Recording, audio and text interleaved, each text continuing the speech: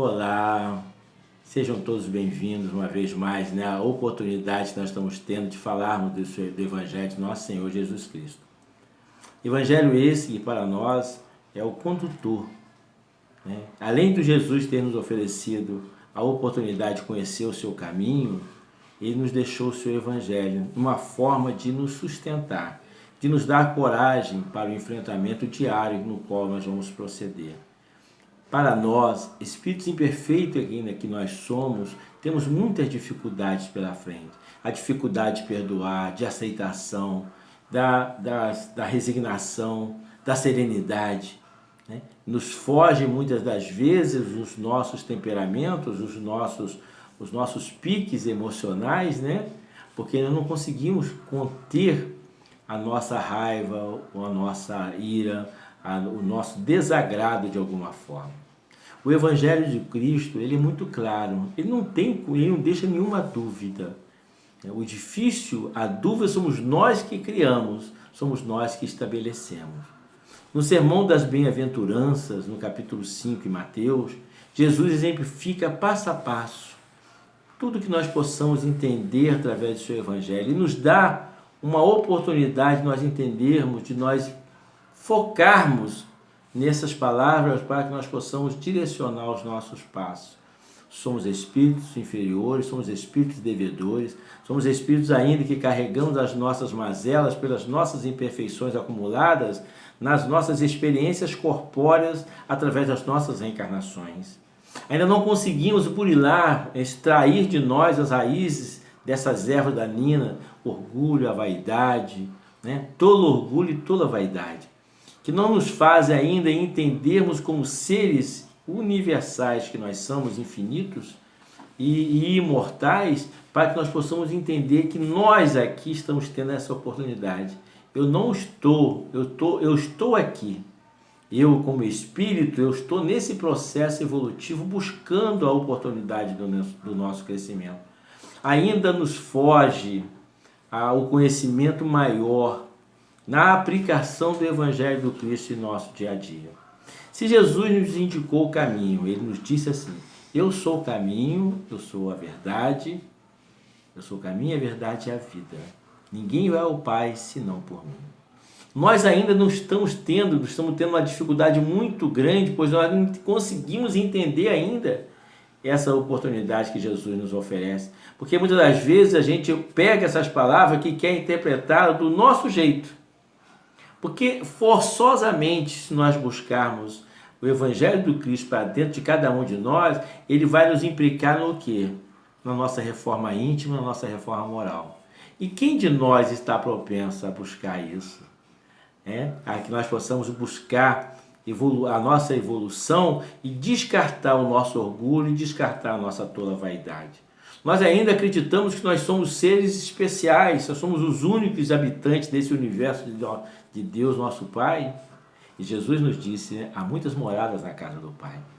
Nós ainda fechamos com o nosso orgulho. E eu me lembro de Mandela, para que nós possamos exemplificar muito bem no capítulo 5 de Mateus, as bem-aventuranças que Jesus nos traz, no seu versículo 37, onde ele diz assim: seja, porém, o vosso falar sim, sim, não, não, pois o que passa daí vem do maligno. Sim, sim, não, não. Se eu estou no caminho do Cristo, eu sei o que eu devo fazer e também sei o que eu não devo fazer. Mas esse sim, sim, não, não, ele é pautado não aquilo que eu quero que seja a minha verdade, mas sim o que é o real, é o que realmente nos envolve, realmente o que nós temos que vivenciar. Nós ainda, na nossa pequenez, queremos traduzir sempre tirando proveito para nós mesmos. E nós olhamos esse mundo que nós estamos vivenciando hoje, onde nós estamos vendo a violência cada vez mais emergir, cada vez mais surgir de todos os lados. Vemos as nossas crianças, 8, 9 anos, sendo assassinadas, abusadas, sendo assassinadas por pessoas que o seu moral ainda está muito decadente, ainda não conseguiu entender que todos nós somos irmãos, que pertencemos à mesma família, a família universal. Daí provém todas as nossas dificuldades, porque nós não queremos visualizar isso. Nós não queremos sentir isso. Nós queremos olhar para aquele, achar que ele não merece, que achamos que ele é um sofredor, porque ele tem que passar por aquilo, que ele tem que se rastejar no nosso pé, ou tem que ser humilhado, tem que ser de todas as formas prejudicado, e não é por aí. A gente está vendo hoje os preconceitos que estão ao nosso redor, as pessoas chamando o outro de macaco, de todas as formas, né, de inúmeras situações de total desrespeito. Por que isso? O que está ocorrendo com o ser humano? O ser humano, quando ele começa, as coisas começam a bater de frente com aquilo que ele não quer que se realize, o que acontece? Ele se enerva, né? E ele faz com que muitas das vezes a ira toma conta do seu ser a partir daquele momento, para que ele possa, em vez de ele buscar agregação, para que ele possa fazer o melhor para ele, dentro do conceito de nosso Senhor Jesus Cristo, não é isso que ele está buscando. Não é isso que ele está fazendo. Porque muitas das vezes ele está olhando para dentro de si. Ele quer saber para ele, né? Seja o seu falar sim, sim, não, não. Seja o seu falar sim, sim. Jesus nos traz ao seu Evangelho para que nós possamos olhar o Evangelho do Cristo, não só entendermos, mas nós temos que aplicá-lo, né? Aplicar em relação ao perdão, amor ao próximo, não julgar, né? Não temos direito de julgar a outrem se nós ainda não conseguimos julgar as nossas atitudes, né? Hoje nós estávamos conversando de volta redonda aqui para Niterói, onde eu resido, estava com os meus filhos e minhas 2 netas no carro, e nós falávamos exatamente sobre isso. A oportunidade que os nossos jovens estão perdendo por não ainda saberem administrar o sim, sim e o não, não.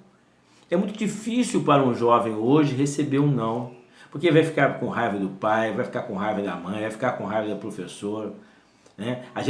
Eu faço um parênteses nesse momento, abro um parênteses para que eu possa falar um pouquinho lá de trás, quando eu estudava no primário, no ginásio, o curso médio, né? O respeito que nós tínhamos pelo professor, o respeito que nós tínhamos pela diretora, o respeito que nós tínhamos por todas as pessoas que trabalhavam naquele grupo escolar, naquela escola. Nós tínhamos profundo respeito. Hoje é comum nós vermos os nossos jovens brigando, batendo em professores em sala de aula. Será que o que está errado nesses nossos jovens? Será que eles não estão se perdendo em termos da sua própria concepção de vida? Será que eles não conseguem ainda entender o que nós estamos aqui a fazer?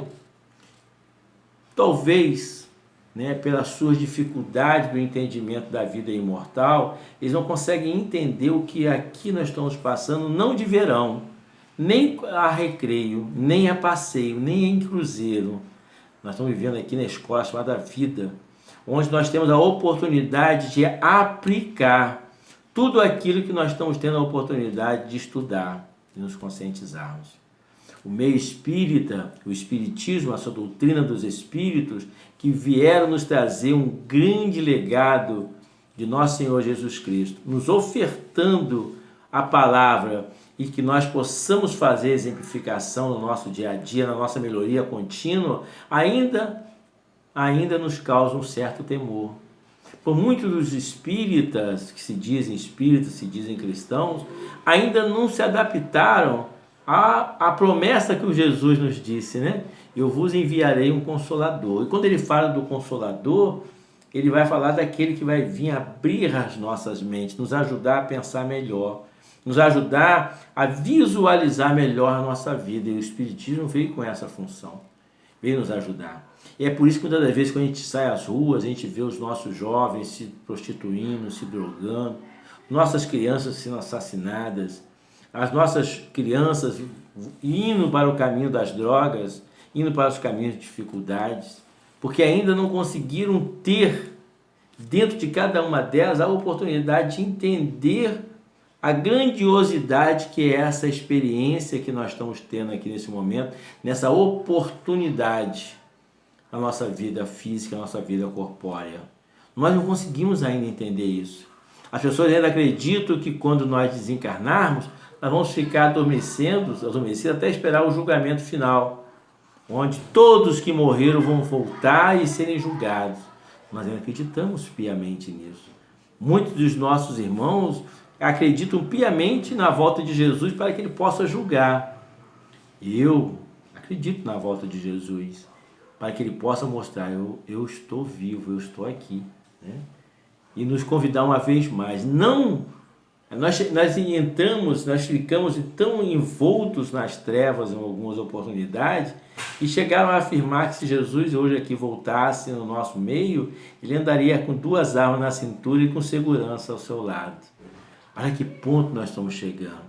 Essas pessoas que afirmaram isso conhecem Jesus? Conhecem. Com toda certeza não. Porque não souberam lidar com o aprendizado, com o ensinamento de Jesus. Que sua palavra seja o sim, dentro da realidade, dentro do evangelho do Cristo. Que o sim possa ser traduzido o evangelho para nos alimentar, o alimento da alma, para que nós não falhamos na nossa existência. O não é justamente nós não aceitarmos aquilo que difere totalmente do evangelho de nosso Senhor Jesus Cristo. Muitos de nós absorveram, trouxeram a sua dor, trouxeram a sua revolta e tentaram de todas as formas agregar no evangelho de nosso Senhor Jesus Cristo. Nós passamos dias, passamos meses, passamos anos diante de uma grande nuvem negra que nos envolveu. O crescimento da violência, o crescimento da fome no nosso país, o crescimento da falta de empatia, falta de amor. Tudo isso eu estava até falando com meus filhos nessa viagem. Não teve um dia sequer dentro da pandemia em 2020 que nós não tenhamos chorado, os nossos olhos se derramarem, aquele rio de lágrimas descer, né, pelos nossos olhos, porque a gente via o sofrimento do nosso povo, a gente presenciou o sofrimento, nós presenciamos a dor do nosso próximo. E quantos de nós quantos de nós se envolveram nessa empatia, nessa dor, nesse choro? E quantos não envolveram? Quantos acreditaram realmente que não eram coveiros, não tinha nada a ver, tinha que morrer mesmo, estava escrito que ia acontecer isso, acontecer aquilo?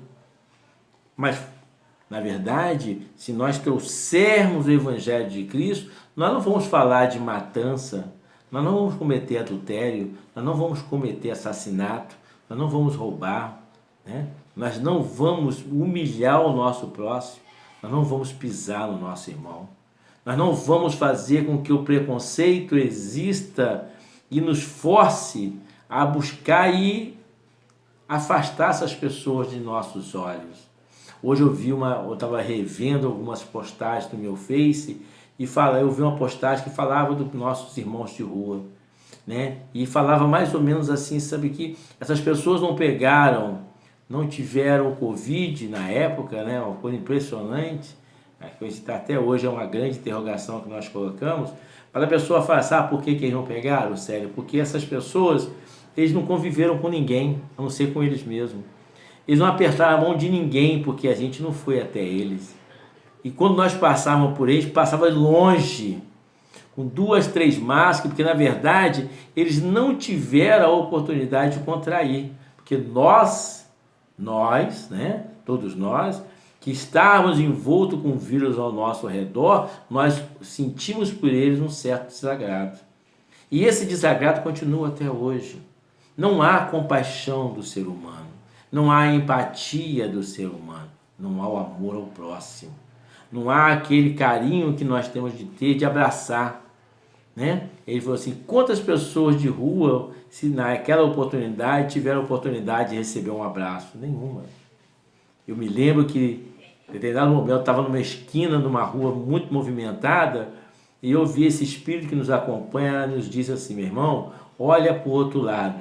E havia um jovem descalço, né, sem camisa, com as mãos todas sujas, e ele pegando algumas coisas na rua para comer. Aí ela fala comigo assim, observa bem ele, e me fala aí o que você está assistindo, o que você está sentindo. E eu dizia, eu estou com 2 máscaras, estou com uma luva, né, e álcool gel no meu bolso. Naquela época nós tínhamos que fazer isso constantemente, né? E ele fala, tá vendo? E olha, vê se ele tem todas as proteções que você tá. E no entanto, tá ali, ó, pouquíssimos ou quase nenhum pegou Covid. Porque nós que estávamos propensos a pegar, nós não tínhamos como levar até eles, né? Eles eram os invisíveis, continuam sendo os invisíveis, né? A gente ignora os nossos irmãos de rua. Nós ignoramos todos aqueles que não se adentram nos nossos padrões, né? Que a gente não consegue visualizá-los e entender que eles são os nossos irmãos. E que estão aqui tendo essa dificuldade é porque tem de passar por isso. É um processo natural. Ou até mesmo pelo próprio livre-arbítrio que os induziram a tomar aquela decisão de estarem na rua, vivenciando aquilo que eles querem vivenciar. O primo dos meus filhos, ele se encontra na rua há muitos anos. E já fizemos de tudo para tirá-lo da rua. De tudo. A última foi o irmão que foi à Volta Redonda, pegou ele, levou ele para uma clínica ali perto da Barra Guaratiba. O que aconteceu com ele? Ele fugiu e ficou 7 anos sumido.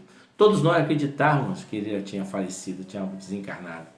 Até que um dia alguém liga para o meu filho e fala que o Eric estava ali, em Campo Grande. Eu falei, não está mesmo. Aí a pessoa faz uma chamada de vídeo. E quando ele viu meu filho, ele chegou até a chorar, se emocionar. E a dificuldade que nós temos de tirar ele da rua. Sim, sim, não, não. Ele ainda não conseguiu entender que o Evangelho do Cristo é o nosso sim. E nós entendemos que nós não estamos sozinhos. O Evangelho, ele abre os seus braços para nos acolher. Ele nos oferta o alento, o bálsamo. Ele nos oferece a luz. Ele nos oferece a oportunidade de termos dentro de cada um de nós o nosso guia. E o nosso modelo que é Jesus Cristo. Que Jesus possa cada vez mais nos abençoar, nos trazer a oportunidade desse entendimento, de não criarmos, de fazermos com que os nossos jovens, os nossos filhos, tenham sim os seus limites. Não deixarmos que isso seja aberto. Sim, sim, não, não. Eu não posso, não vou te dar isso. Não vou te fornecer aquilo. Não posso te fazer isso. Eu posso te ajudar dessa forma, eu vou te ajudar assim, vou te ajudar assado. A porta larga da vida oferece muito mais atrativos para os nossos jovens do que a porta estreita. Se oferece para nós, né, que já somos maduros o suficiente para conhecer a vida, imaginemos para os nossos filhos, para os nossos netos, nossos bisnetos. Ainda encontramos dificuldade no nosso dia a dia. É justamente isso que o Evangelho do Cristo veio nos trazer. A confirmação da nossa realidade como espíritos imortais que nós somos, tão deficitários, tão inferiores. Então espíritos ainda que necessitamos de outras tantas reencarnações para que nós possamos extrair de dentro de nós as ervas daninhas que nós deixamos acumular em nossas existências. Sim, sim, não, não. Sim pelo Evangelho do Cristo. Sim pela reforma íntima, pela nossa reforma moral. Sim para que nós possamos constituir dentro de nós o amor universal. Todos nós somos irmãos. Todos nós pertencemos a uma grande família universal. Nós temos a dificuldade, mas nós temos que começar a trabalhar isso dentro de nós, para que nós possamos aceitar, para que nós possamos cada vez mais nos envolvermos de tal forma para que nós possamos ter a oportunidade de dizermos: nós somos filhos de Deus. Se estamos aqui é porque nós temos a necessidade de aqui estarmos para vencermos as nossas adversidades. Que nós possamos absorver o Evangelho do nosso Senhor Jesus Cristo para que nós possamos finalmente um dia colocá-lo em prática, para que nós possamos abraçar, todos nós abraçarmos e vivenciarmos o Evangelho do Cristo em nossas vidas. Muita paz, que Jesus nos abençoe e até a próxima oportunidade, se assim Jesus nos permitir e a espiritualidade nos direcionar. Muita paz. Fiquem todos com Deus.